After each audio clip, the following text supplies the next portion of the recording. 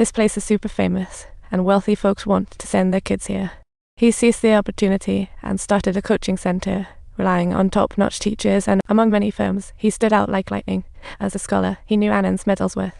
He swiftly offered a large sum to hire the national champion. Anand could naturally handle the match. With his solid math skills and humorous teaching style, Anand quickly became a superstar in the coaching. Families flooded in like a tidal wave, making the boss rich as can be. Anand got a new car and earned his girlfriend's dad's approval, a 2-for-1 deal. With money, he hired a nanny for his mom, bought his brother a luxury watch, wore a gold chain, living a money-splashing life. No shadows of hard times ahead. The road seemed smoother from here on out. One drunken night, he unknowingly found a boy sitting under. This boy was hard-working but misguided, gifted yet formula-challenged, dreaming of classrooms but broke a reflection of Anand's past. Anand casually sparked a light for the struggling boy, and voila. He quickly solved the problem just like that. At this moment, his father urged him to drop books and wash dishes backstage. Seeing the boy leave, Anand pondered. He hopped onto the boy's father's rickshaw and asked, "Why not send your kid to school?" The father shared an Indian folk story about a kid who hit bullseyes only to face the king's jealousy. The fact that the king deliberately cut off his fingers after finding out about it shocked him to the core. The father's once vow still echoed in his mind. The prince had power, he did not. Staring at the exorbitant tuition ads, he thought about his father's rejections, and it felt like a knife to the heart. Past events rushed back, making him feel so wronged. He thought perhaps he could do something to change this situation.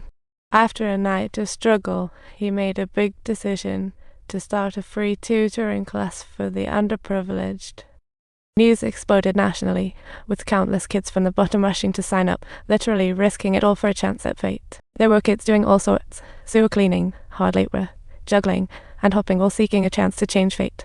They sat and scribbled answers on life-altering exams, but Anand could only admit the top 30. At that moment, the 31st student entered, begging for an exception, just 1 point short. Anand coolly said, "You don't realize the importance of that 1 point. Often, the difference between effort and victory is just that. Because of such gaps, countless people's dreams of attending college slip right by them." After hearing these words, the boy left the classroom reluctantly. Just as he left, Boss Sanji rushed in, upset because Anand's departure left the privileged kids grumbling. Subtitles: Powerful parents threatened that if he didn't return, they would shut the institution down.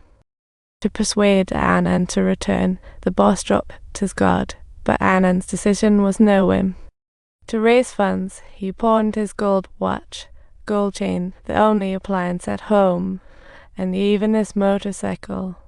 When his girlfriend's dad found out, he unexpectedly married her off to an international accountant.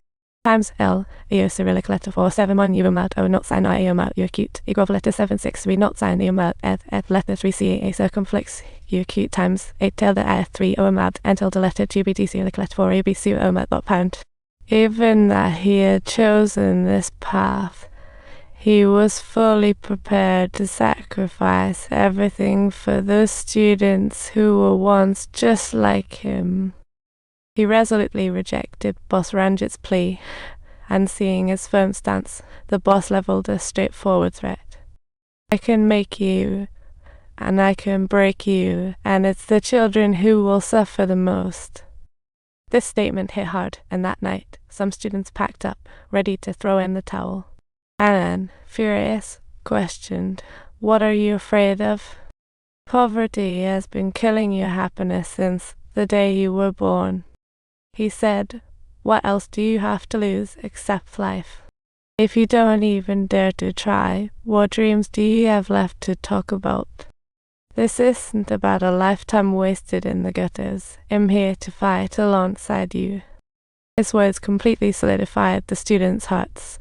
Since there was no turning back, it was time to charge forward fiercely. Sometimes, all we need is a dose of courage and a determination of never looking back. And dove right into teaching. On the first day, he had them shake hands in under 10 seconds. Then he asked how many handshakes happened in those 10 seconds. Some said 30 times 39, others said 30 times 29, but they were all. The correct answer was actually 435 times. He then explained the real purpose of the question for you. With shaky foundations, you must draw knowledge from real life. Don't just find math in handshakes, observe physics in fans and biology in flying birds. Next, he moved on to the second lesson with his students. When solving problems, don't rush in. First, let your heart blossom with a smile. In this process, building a mental formula system aids smooth problem solving. Find each theory in practice. For example, seek speed force formulas in cricket, apply theory in real life. Don't forget to subscribe and follow us.